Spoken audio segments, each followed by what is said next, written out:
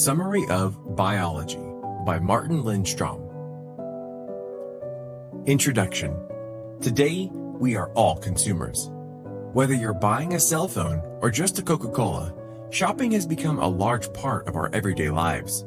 For this reason, every day we are bombarded with hundreds of messages in the form of highway billboards, TV commercials, internet banner ads, and more. With opportunities for endless marketing, brands are coming at us at full speed from all directions. How is it possible that we can remember it all? Think about the times you set down your cell phone or keys and immediately forgot where you put them. Why does that happen? Well, in today's world, our brains are constantly collecting and filtering through information. Some of that information will make it into our long-term memory, whereas most will be dispensed into oblivion and forgotten forever. Unfortunately, many companies today become just another set of lost keys and struggle to become a better lasting brand that consumers remember. Instead, consumers are becoming brand loyal. They choose a particular brand of clothing, certain makes of cars, or particular shampoos, chocolate, and even shaving cream. But why? Author Martin Lindstrom sought to answer this very question and spent 3 years and millions of dollars diving into the world of consumers, brands, and science. What he found is that traditional marketing research no longer works. Instead, the future of marketing lies in completely understanding the thoughts, feelings, motivations, needs, and desires of consumers. This is why marketers should look to neuromarketing, the practice of using marketing and science to produce even better marketing strategies. By focusing on why we buy, Lindstrom believes the key to marketing is in our biology. Chapter 1. The Power of Mirror Neurons. In 2004, Steve Jobs, the CEO, chairman, and co-founder of Apple, noticed something amazing. As he was strolling the streets of New York City, he noticed the number of people with hip white earphones dangling out of their ears. They were poking out of their people's pockets, backpacks, and purses. It was as if someone on every block had a pair of Apple's iconic white headphones. While some may have called it a fad or revolution, Jobs knew it was something more. It was nothing less than the triumph of a region of our brains associated with something called the mirror neuron. You may not realize it, but mirror neurons can explain why we do so many unexplainable actions every day. For example, when someone next to us on an airplane begins to whisper to us, we tend to lower our voice in return. Or perhaps that same person has a pronounced accent. Then we unconsciously begin to imitate it. Mirror neurons can even explain why we often smile when we see others who are happy, or we cringe when we see someone experience physical pain. In 1992, Italian scientist Giacomo Rizzolatti studied the brains of a species of monkey called the macaque, in hopes of finding out how the brain organizes our motor behaviors. Specifically, they were looking at a region of the brain known as the premotor area, the area which registers activity when monkeys carry out certain activities, like picking up a nut. Scientists observed that the macaque's premotor neurons would light up not just when the monkeys reached for a nut, but when they saw other monkeys reaching for a nut. This observation came as a surprise, as neurons in premotor regions don't typically respond to visual stimulation. Even more surprising was when one of Dr. Rizzolatti's grad students returned to the lab holding an ice cream cone. As one of the macaques was staring longingly at the ice cream cone, the grad student raised the cone to his mouth and took a lick. At that moment, the macaque's premotor region fired, even though the monkey had done nothing at all.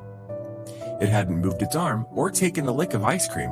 It simply observed the student, and the monkey's brain had mentally imitated the same gesture. Immediately, Dr. Rizzolatti wondered if human brains worked the same way. Many fMRI and EEG scans point to a resounding yes, as these regions are activated both when someone is performing an action, as well as when the person observes others performing that action. So when Steve Jobs observed all those white headphones in New York City, he also observed how mirror neurons play an important role in our everyday lives. You see, when we see other people with unusual earphones, our mirror neurons begin firing, triggering a desire for us to have the same cool-looking accessories. For example, when a woman passes the storefront window of the Gap and sees a shapely mannequin wearing a pair of hip-hugging jeans with a summery white blouse, she might think that the mannequin looks slim, sexy, confident, relaxed, and appealing. Subconsciously, the woman begins to think that she could look like all of that too if she bought that outfit. She thinks that if she wears those clothes, she will feel slim, sexy, confident, and appealing too. Before she knows it, she's inside the store pulling out her Visa and walking out with the same outfit. This is how mirror neurons work. We see a good-looking outfit and subconsciously believe we can immediately achieve that same look and feel by purchasing that exact outfit. Of course, what happens when she walks out of the store? Suddenly, she might start to wonder if she will ever wear this outfit, and if she really needed the entire outfit in the first place. Sound familiar? This is because mirror neurons work in tandem with dopamine. This is why retail therapy has become so popular and even addictive. Our dopamine levels increase in the anticipation of buying something new that will make us feel good. However, that rush can wear off as soon as we leave the store. However, imagine a few weeks later when the same woman walks past the exact same storefront, only to see another outfit that looks just as good or even better. She'll suddenly be reminded of that euphoric feeling just a few weeks prior and yearn to buy that new outfit. Simply put, advertising isn't just smoke and mirrors. It's mirror neurons, and those neurons are powerful in driving our loyalty, minds, and even our wallets. Chapter 2. The Power of Subliminal Messaging. It was the year 1957. It began inside a movie theater in Fort Lee, New Jersey, where 45,699 moviegoers went to see the cinematic version of William Ing's play Picnic. Of course, this version of the film was very different. It was manipulated by market researcher James Vickery, who had placed a mechanical slide projector in the screening room, which projected words like "drink Coca-Cola" and "eat popcorn" throughout the film. They were short bursts not long enough to be caught by the conscious mind. Vickery coined the term subliminal advertising and claimed the Fort Lee Theater saw an 18.1% increase in Coca-Cola sales and a 57.8% surge in popcorn purchases. Of course, he also claimed this was all due to his hidden messages. In 1962, Dr. Henry Link completed the same experiment. Yet this time, there was no jump whatsoever in Coke or popcorn sales. In the end, Vickery was forced to admit that his experiment was false.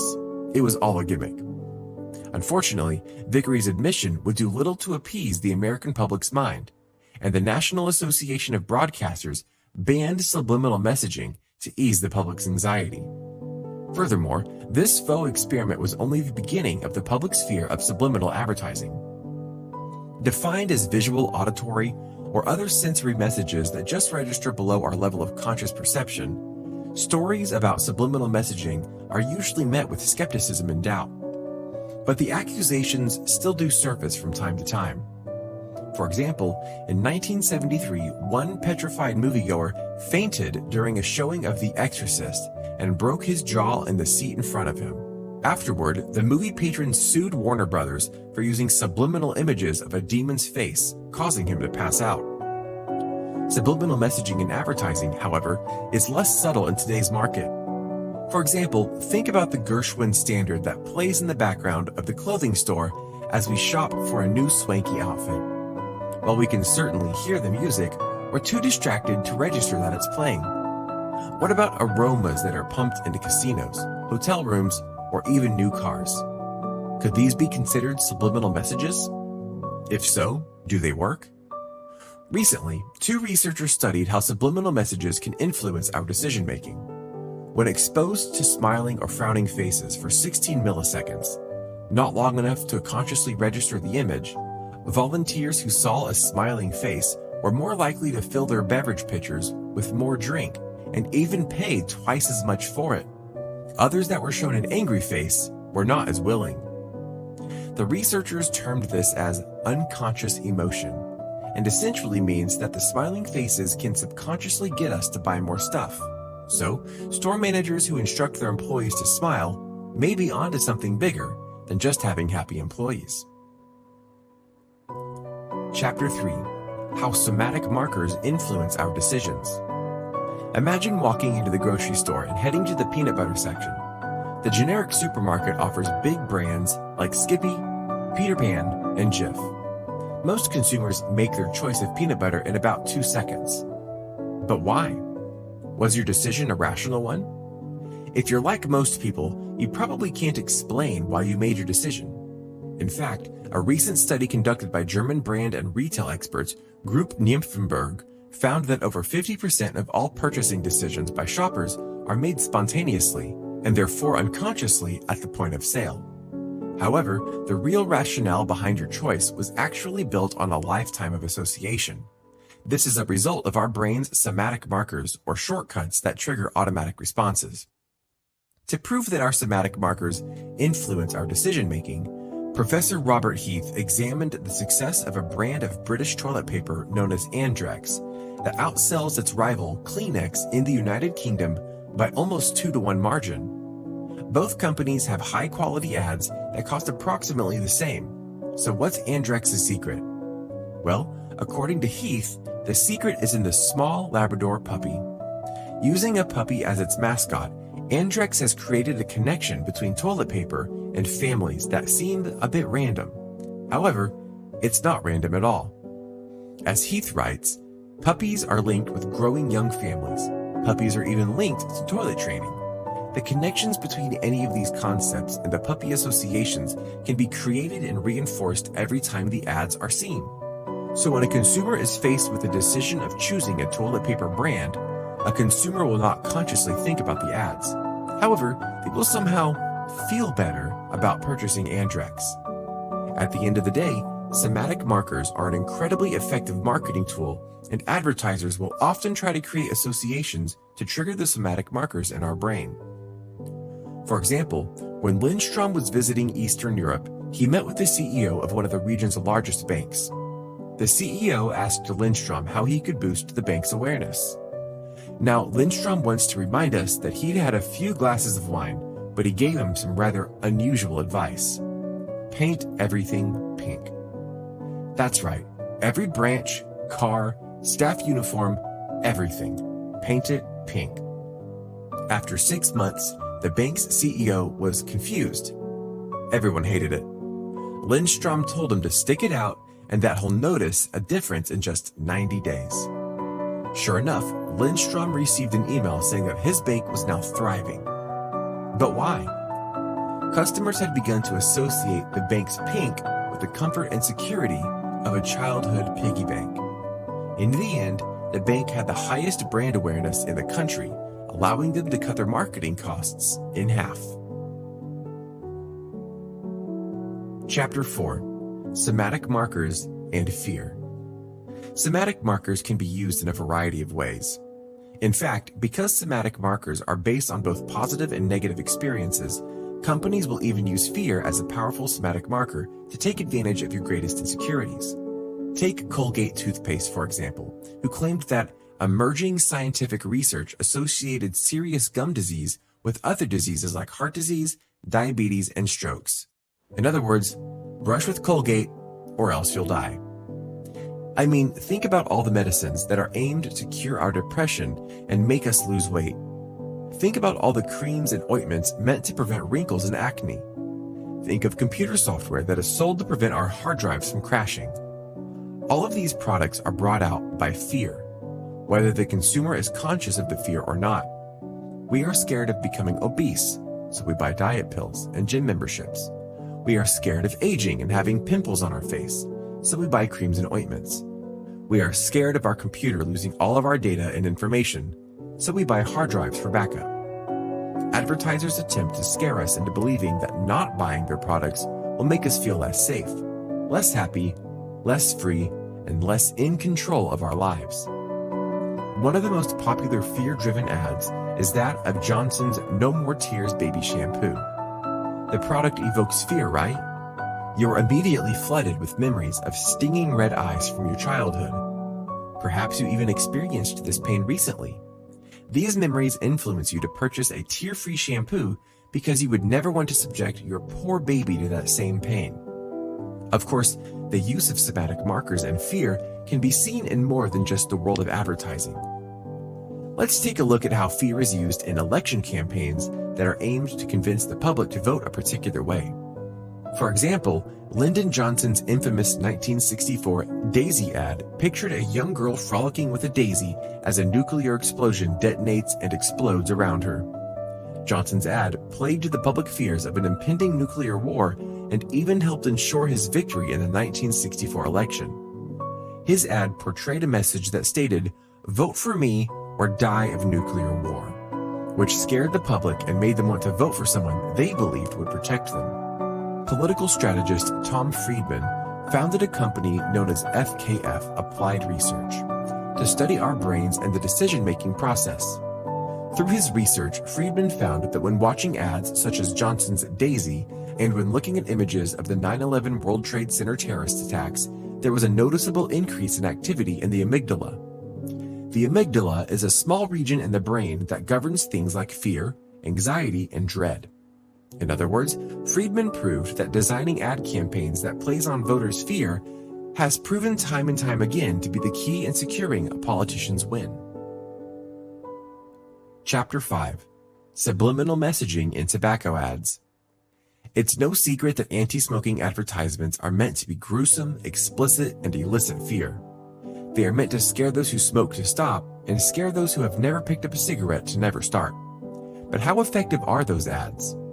Lindstrom discusses one of the most repulsive anti-smoking ads that depicted a group of people sitting around talking and smoking. But instead of smoke, thick greenish-yellow globs of fat began pouring out of the tips of their cigarettes, congealing and splattering into their ashtray. As the smokers talked and gestured, the wads of fat spread to the floor, their shirt sleeves, and all over the table, everywhere. The point, of course, was to show that smoking spreads these same globules of fat through your bloodstream, resulting in clogged arteries and poor health. This ad, however, like most anti-smoking campaigns, had the opposite effect on smokers. Viewing the ad triggers the smokers' craving spots to come alive. So instead of turning off smoking, the ad simply stimulated their urge to smoke. In other words, overt and directly anti-smoking messages did more to encourage smoking than to stop it. But what about subliminal tobacco ads?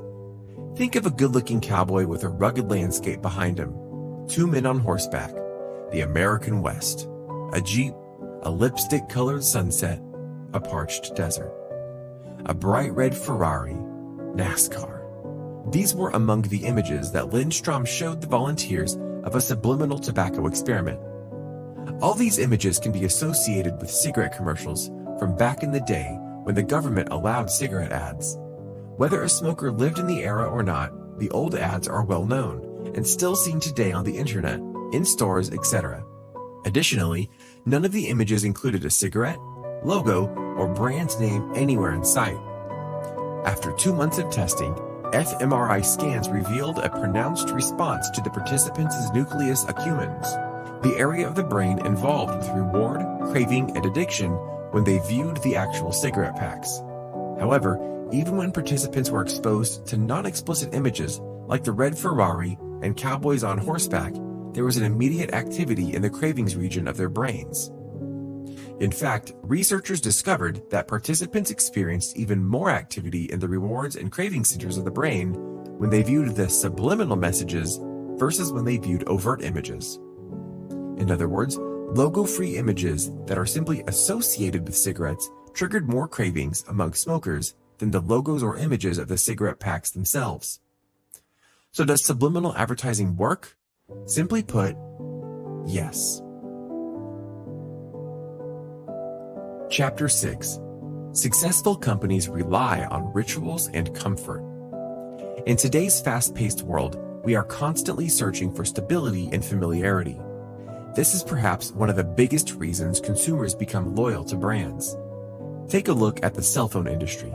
People are likely to choose a brand and stick with it, Apple or Samsung.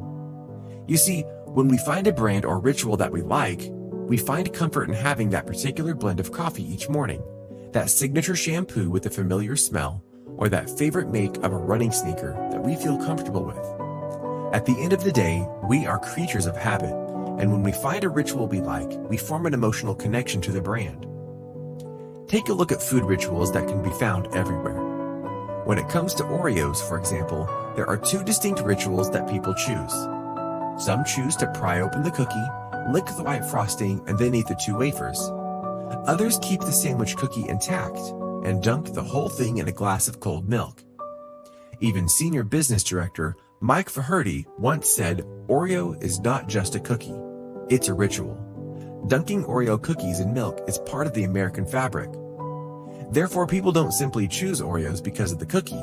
They choose Oreos for the experience and the comforting ritual that has created an emotional bond between the consumer and the brand.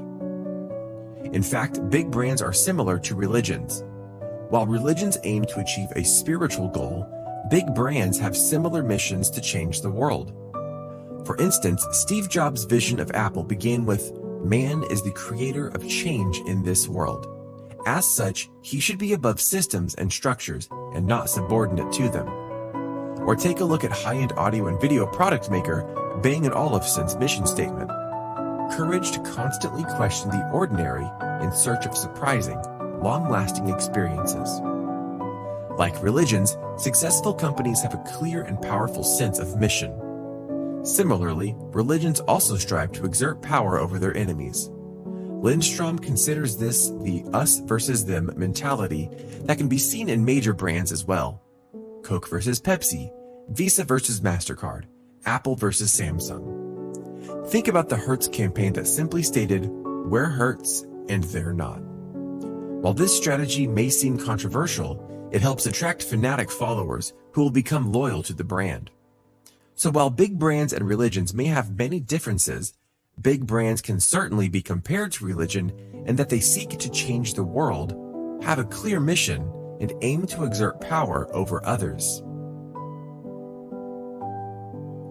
Chapter 7. Does sex really sell?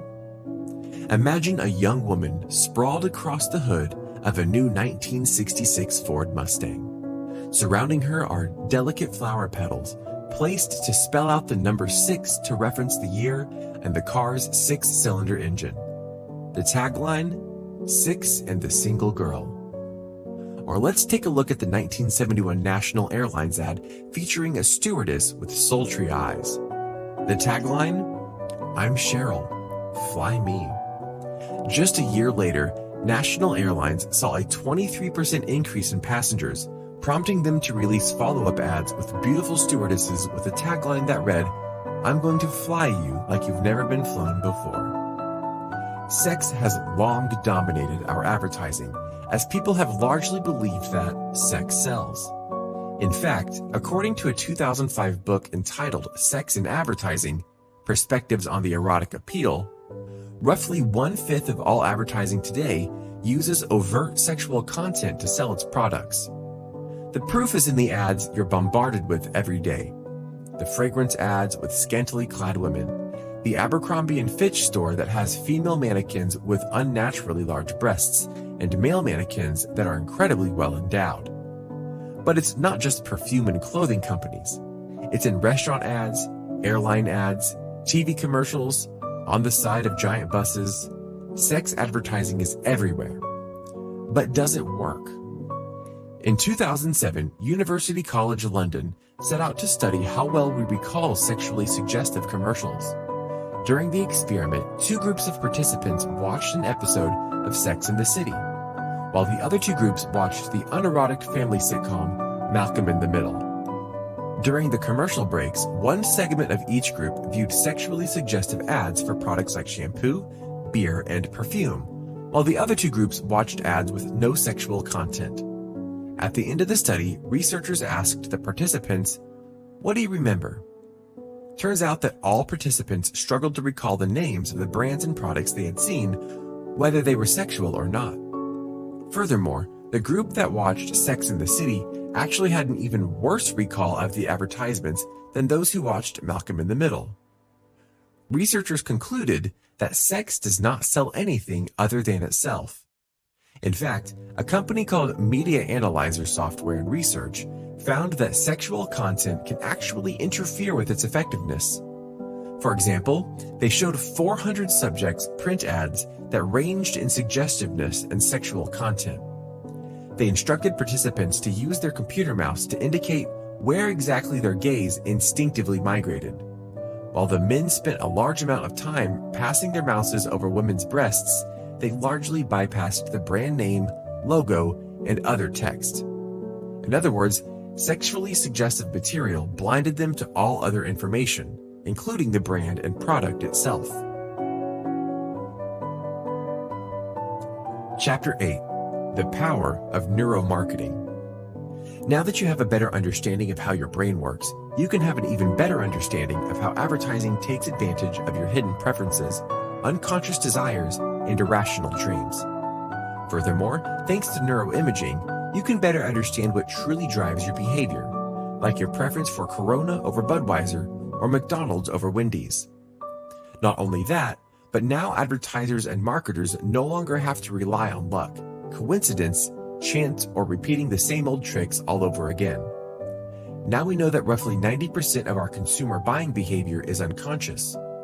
So it's time to take advantage of neuromarketing. For example, Christian Dior used fMRI to advertise their new fragrance, J'adore. They tested everything from its scent to its colors to its ad placements. The company won't reveal what they've uncovered. However, J'adore has been one of the most blazingly successful launches at Christian Dior this year. Dior isn't the only company using neuromarketing, however. Microsoft, who acknowledges that human beings are often poor reporters of their own actions, plans to use EEGs to record electrical activities in people's brains to see what emotions they feel as they interact with their computers. They plan to record when they feel everything from surprise and satisfaction to hair-pulling frustration. However, neuromarketing doesn't stop there. Neuroscientists have even studied how our brains make decisions about how much we're willing to pay for a product. For example, when participants view luxury products like Louis Vuitton and Gucci bags being sold at full price, both the nucleus accumbens and the anterior cingulate light up. This means that the participants experience both anticipatory pleasures mixed with conflict about buying something so expensive. On the other hand, when participants are shown the same products at a significant discount, the conflict signal decreases while the pleasure activation simultaneously rises. Perhaps the biggest advantage of neuromarketing is the ability to determine if an ad will induce fear that will make a consumer take action or fear that will scare people away. For instance, an ad by Nationwide Annuities once starred Kevin Federline, Britney Spears' ex-husband. As he's dressed in all white, K-Fed unwinds himself from a red sports car as bikini-wearing women surround him. The next shot, however, shows real-life Kevin Federline working at the counter of a fast food chain. The tagline, "Life comes at you fast." The obvious message is that life can change in an instant. You can go from living the high life to having the rug pulled out from beneath you, so you should invest with Nationwide to help you before you fall. As volunteers viewed this commercial, fMRI scans showed stimulation in their amygdalas, the region of the brain associated with dread, anxiety, and the fight or flight response. This simply means that the commercial left the viewers upset and anxious, which scared people away instead of inspiring them to take action. At the end of the day, it's impossible to escape the hundreds or thousands of advertisements we see every day. I mean, you can turn off your cell phone, unplug your television, and lock yourself inside to avoid the influx of ads. Unfortunately, that doesn't sound like a life worth living. But now, with the knowledge you have, you can live in a world where you understand the mysterious workings of your subconscious. You no longer have to be a slave to marketers. You can seek to control your impulses and understand why you buy things you do. So be mindful, and you'll be able to escape the tricks and traps laid out by companies to seduce you and to buy their products. Final summary. Today, we are bombarded by advertising everywhere we go. As companies try to grab your attention, they turn to tricks and perhaps even subliminal messaging to take advantage of your weaknesses and get you to buy their products. Now, however, we can better understand exactly how our brains work and why we make most purchase decisions unconsciously. With this knowledge, we can arm ourselves with the power to control our purchases, while companies continue to use neuromarketing to get to the root of why humans behave the way they do. In the past, companies have had to rely on pure luck for successful ad campaigns. But today, companies can better understand their consumers and can predict exactly why they make the purchases they make. Therefore, the future of marketing is neuromarketing, as companies continue to employ research techniques to help market their products in a way that sticks.